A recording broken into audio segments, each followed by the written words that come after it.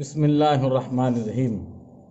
عزیز طلباء، اس سے پہلے امام بخاری کی مختصر سوانح عمری میں نے آپ لوگوں کے سامنے رکھی، اور آج میں بخاری شریف یعنی کتاب بخاری، اس کی اہمیت اور اس کی مقبولیت اور اس کی شہرت کے تعلق سے تھوڑی سی گفتگو کرنا چاہتا ہوں۔ تو آپ حضرات دھیان سے سنیں کہ حضرت امام بخاری کی تصانیف کی تعداد یوں تو 20 سے زیادہ ہے، لیکن جو عظمت، شہرت اور مقبولیت صحیح بخاری شریف کے حصے میں آئی وہ دوسری کسی کتاب کو حاصل نہ ہو سکی، بلکہ حق تو یہ ہے کہ تمام کتب حدیث میں جو مقام صحیح بخاری شریف کو حاصل ہے وہ کسی کتاب کو نہیں۔ اسی لیے محدثین کا اس بات پہ اتفاق ہے کہ بخاری شریف سے زیادہ روئے زمین پر کوئی بھی کتاب اتنی معتبر موجود نہیں ہے۔ امام شافعی رحمۃ اللہ علیہ نے موطا امام مالک کو صحیح ترین کتاب قرار دیا تھا، لیکن وہ صحیح بخاری کی تصنیف سے پہلے کی بات تھی، اور صحیح بخاری شریف کے منظر عام پر آنے کے بعد یہ بخاری شریف تمام کتب حدیث میں معتبر اور مشہور ہے، اور اس کو اسی لیے اصح الکتب بعد کتاب اللہ تعالی کہا جاتا ہے۔ تو اب ہم اس مسئلے پہ بھی تھوڑی سی بات چیت کر لیں کہ اس کتاب کے لکھنے کی وجہ کیا ہوئی۔ اس کتاب کے لکھنے کی وجہ یہ ہے کہ بخاری شریف سے پہلے حدیث کے موضوع پر جس قدر کتابیں بھی لکھی گئی تھی، کسی کتاب میں صرف صحیح حدیثوں کے التزام نہیں کیا گیا تھا، بلکہ ان حدیثوں کی کتابوں میں شاذ، منکر، مدلس، معلل، ہر قسم کی روایتیں جمع کر دی گئی تھی۔ تو اس وقت جب کہ ویسی کتاب موجود نہیں تھی تو ضرورت شدت سے محسوس کی جاتی تھی کہ کوئی ایسا مجموعہ حدیث موجود ہو جو صرف احادیث صحیحہ پر مشتمل ہو۔ اسی ضرورت کے پیش نظر امام بخاری کے استاذ اسحاق ابن راہویہ نے امام بخاری سے کہا، کاش تم رسول اللہ صلی اللہ تعالی علیہ وسلم کی سنن کو اسانید صحیحہ کے ساتھ جمع کر لو تاکہ صحیح مجرد کا مجموعہ تیار ہو جائے۔ اور جس زمانے میں امام بخاری کے استاذ گرامی اسحاق ابن راہویہ رحمۃ اللہ علیہ نے یہ بات کہی، اسی زمانے میں امام بخاری نے ایک خواب دیکھا کہ حضور صلی اللہ تعالی وسلم کے سامنے کھڑے ہوئے حضور کو پنکھا جھیل رہے ہیں۔ جو پہلے گاؤں دیہات میں وہ پتوں کا پنکھا ہوتا تھا، اسی پنکھے کو دیکھا کہ حضور پہ ہوا کر رہے ہیں اور مکھیاں اڑا رہے ہیں جو آپ کے جسم پہ بیٹھی ہوئی ہے۔ اس خواب کی تعبیر آپ نے یہ لی کہ امام بخاری رحمۃ اللہ علیہ حضور صلی اللہ تعالی وسلم کی طرف منسوب جھوٹی باتوں کو دور کریں گے، کیونکہ یہ ان کو بھی پتا تھا کہ حضور کے جسم مبارک پہ مکھیاں نہیں بیٹھ سکتی، مگر اس خواب کو دیکھنے کے بعد آپ نے وہی تعبیر لیا کہ ہو سکتا ہے کہ حضور کی طرف جو غلط باتیں منسوب کر دی گئی ہیں اس کو ہٹانا ہو اور ایک صحیح مجموعہ مرتب کرنا ہو۔ اس کی تعبیر کے بعد امام بخاری نے احادیث صحیحہ جمع کرنے کا پختہ عزم کر لیا۔ تو یہ اس سے پتہ یہ چلتا ہے کہ امام بخاری رحمۃ اللہ علیہ نے بخاری شریف کے جمع کرنے کا اور صحیح حدیث کے مجموعے کو جمع کرنے کا ارادہ کیوں فرمایا اور کن حالات میں فرمایا۔ آپ کو یہ بات بھی بتا دیں کہ یہ کتاب جو بخاری شریف کے نام سے مشہور ہے اور دنیا جہان میں اسی نام سے بولی جاتی ہے، اس کا اصلی نام جو امام بخاری نے لکھا ہے، اس کا نام لکھا ہے آپ نے کہ الجامع الصحیح المسند المختصر من امور رسول اللہ صلی اللہ تعالی علیہ وسلم و سننہ و ایامہ۔ یہ اس کا مکمل نام ہے، مگر عوام میں یہ کتاب بخاری شریف کے نام سے مشہور ہے۔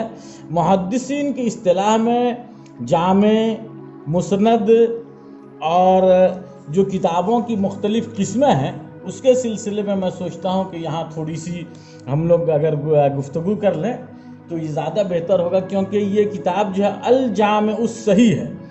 تو الجامع الصحیح کا مطلب جامع کس کو کہتے ہیں؟ محدثین کی اصطلاح میں جامع حدیث کی اس کتاب کو کہتے ہیں جس میں 8 مخصوص عنوانوں کے تحت احادیث ذکر کی جائیں۔ اور وہ 8 مخصوص عنوان کیا ہیں؟ پہلا سیر، دوسرا تفسیر، تیسرا آداب، چوتھا عقائد، پانچواں فتن، اور چھٹا احکام اشراط اور مناقب۔ اور صحیح کا مطلب یہ ہو گیا۔ اور صحیح کا مطلب کیا ہے؟ صحیح اس مجموعے کے حدیث کے اس مجموعے کو کہتے ہیں جو کہ ایسے احادیث پہ مشتمل ہو جس میں کوئی بھی ایک حدیث غریب، شاذ وغیرہ نہ ہو، اور اس مجموعے کے تمام احادیث وہ صحیح پہ مشتمل ہوں۔ اور مختصر من رسول اللہ سے جو مفاد ہے، اس سے کیا کہنا چاہتے ہیں حضرت امام بخاری؟ اس کتاب میں حضور صلی اللہ تعالی وسلم کے اقوال، افعال، احوال، صفات اور ایام سے متعلق حدیثیں لائی جاتی ہیں۔ اور امام بخاری رحمۃ اللہ علیہ نے اس کتاب کے سلسلے میں ادب اور اہتمام کا جو ایک معیار قائم کیا تھا وہ رہتی دنیا تک ذکر کرنے کے لائق ہے۔ امام بخاری نے اپنی صحیح کا 6 لاکھ احادیث میں سے انتخاب کیا۔ حدیث شریف کو کتاب میں ذکر کرنے سے پہلے وہ غسل کرتے، یعنی ہر حدیث کو نقل کرنے سے پہلے وہ غسل کرتے، اس کے بعد 2 رکعت نفل نماز پڑھتے، پھر اس حدیث کی صحت کے بارے میں استخارہ کرتے، اس کے بعد اس حدیث کو اپنی صحیح میں درج کرتے۔ امام بخاری فرماتے ہیں کہ میں نے اپنی اس کتاب کو 16 سال کی مدت میں مکمل کیا۔ میں نے اس کتاب میں صرف صحیح احادیث شامل کی ہیں، اور جن صحیح احادیث کو میں نے طوالت کی وجہ سے ترک کر دیا ان کی تعداد اس سے بہت زیادہ ہے۔ اب آپ یہ سمجھیں کہ اس کتاب کو آپ نے 16 سال کی مدت میں مکمل کیا، تو اس کو کہاں کہاں لکھا، کس طریقے سے لکھا؟ امام بخاری نے اپنی صحیح کا مسودہ مکہ شریف، بصرہ، بخارا میں تیار کیا۔ اس کی تبعیض یعنی اس کو چھانٹنے کا کام مسجد حرام میں کیا، اور مدینہ منورہ میں روضہ شریف کے پہلو میں بیٹھ کر تراجم ابواب لکھے۔ بعض صوفیہ حضرات کا یہ کہنا ہے کہ ایک مرتبہ امام بخاری نے مسودہ لکھا، دوسری مرتبہ مبیضہ تیار کیا، تیسری بار حدیث شریف کو رسول اللہ صلی اللہ تعالی وسلم کی بارگاہ میں پیش کیا، اور جس حدیث کے بارے میں بالمشافہ یا خواب کے ذریعہ حضور سے اجازت مل گئی، اس کی صحت کا یقین کامل ہو گیا، اس کو اپنی صحیح میں درج کر دیا۔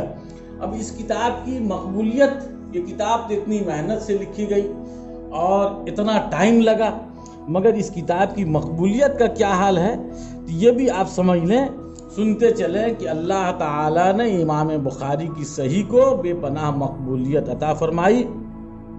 قرآن کریم کے بعد جس کتاب پر سب سے زیادہ اعتماد کیا گیا وہ بخاری شریف ہے، اور صحیح بخاری پر سب سے زیادہ کام کیا گیا۔ میں آگے بتاؤں گا کہ بخاری شریف کی شرحیں کتنی لکھی گئی، اور ان شرحوں میں سب سے معتبر شرح کون کون سی ہے اس کے بارے میں بھی ذکر کروں گا، اور یہ بتائیں کہ حضور کی بارگاہ میں اس کتاب کی مقبولیت کا کیا عالم تھا۔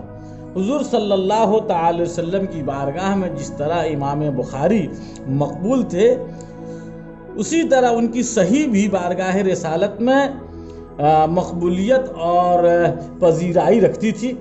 ابو زید مزوری بیان فرماتے ہیں کہ ایک دفعہ میں بیت الحرام میں رکن اور مقام اسود کے درمیان، مقام ابراہیم کے درمیان سویا ہوا تھا کہ خواب میں اللہ کے رسول صلی اللہ تعالی وسلم کی زیارت نصیب ہوئی۔ حضور نے فرمایا، ابو زید، شافعی کی کتابیں کب تک پڑھتے رہو گے؟ میری کتاب کیوں نہیں پڑھتے؟ تو میں نے عرض کیا، یا رسول اللہ صلی اللہ تعالی وسلم، آپ کی کون سی کتاب ہے؟ فرمایا، محمد ابن اسماعیل کی جامع۔ تو یہ محمد ابن اسماعیل کی جامع کون سی کتاب ہے؟ یہ وہی کتاب ہے جس کو ہم لوگ بخاری شریف کہتے ہیں۔ اب آپ یہ دیکھیں کہ امام بخاری رحمۃ اللہ علیہ نے اپنی کتاب میں کن شرطوں پہ حدیثیں نقل کی ہیں۔ ایک بات یہ سمجھ لیجئے کہ ایک ہوتا ہے معاصر ہونا، یعنی ہم عصر، جس زمانے میں آپ موجود ہیں، اگر اس زمانے میں آپ کا کوئی ایسا آدمی دوست ہے جس سے آپ کی ملاقات نہیں مگر وہ اسی زمانے میں موجود ہے تو اس کو معاصر کہا جاتا ہے۔ لیکن اور آپ کی ملاقات اس سے ہو بھی سکتی ہے، نہیں بھی ہو سکتی ہے، تو معاصر وہ کہلائے گا۔ لیکن امام بخاری رحمۃ اللہ علیہ نے اپنی صحیح میں جو حدیثیں نقل کی ہے اس کے لیے آپ نے بڑی کڑی شرط رکھی ہے کہ صرف معاصر ہونا کافی نہیں ہے بلکہ ان کے لیے لقا بھی شرط ہے۔ امام بخاری نے اپنی صحیح میں حدیث وارد کرنے کی یہ شرط مقرر کی ہے کہ ان کے شیخ سے لے کے صحابی تک تمام راوی ثقہ متصل ہوں۔ ثقہ کا مطلب یہ ہے کہ اس حدیث کے تمام راوی مسلم، عادل، کامل الضبط والاتقان اور کثیر الملازمت مع الشیخ ہوں۔ اگر راوی حدیث قلیل الملازمت مع الشیخ ہوں تو ان کی روایت بھی آپ اخذ کر لیتے ہیں، مگر امام بخاری کے یہاں لقا شرط ہے، جبکہ امام مسلم صرف معاصرت کو یعنی ہم عصر ہونے کو ہی کافی قرار دیتے ہیں۔ اسی لیے امام بخاری کی یہ شرط جو ہے بڑی کڑی شرط ہے۔ بخاری شریف کے سلسلے میں جیسا میں نے ابھی اس سے پہلے ذکر کیا کہ اس کے شروع بہت ہیں۔ کتب حدیث میں سب سے زیادہ صحیح بخاری کی شرح لکھی گئی ہے، اور اس میں آپ کو بتا دوں، میرے سامنے جن شرحوں کا نام ہے صرف میں نام بتا دیتا ہوں۔